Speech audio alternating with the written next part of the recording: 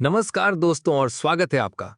कुमकुम भाग्य के प्रशंसकों, तैयार हो जाइए एक ऐसे सफर के लिए जहां नफरत की आग प्यार के समंदर से टकराएगी। शो में अब तक का सबसे बड़ा, सबसे भावनात्मक मोड़ आने वाला है जो आपके दिल को छू जाएगा। ये कहानी है नफरत, साजिश और एक ऐसे हादसे की जो सालों से बिछड़े एक माँ और बेटे को मिलाने का सबब बनेगा।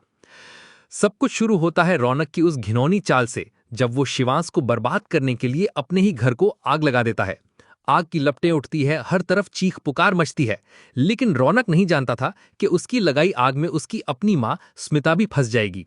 और तभी एंट्री होती है शिवांश की, जिसके दिल में एक तरफ अपनी मां के लिए बचपन से दबी नफरत और बदले की आग जल रही थी, तो वहीं दूसरी तरफ उसकी मां की जिंदगी मौत के मुंह में थी।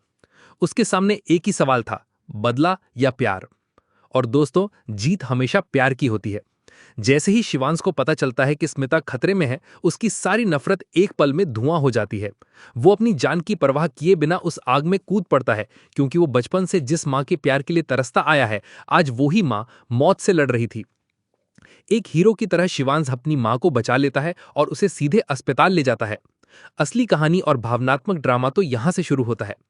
जब स्मिता की आंखें खुलती हैं तो वो अपने सामने अपने उस बेटे को जख्मी हालत में देखती है, जिसे वो हमेशा आवारा और बुरा समझती रही है।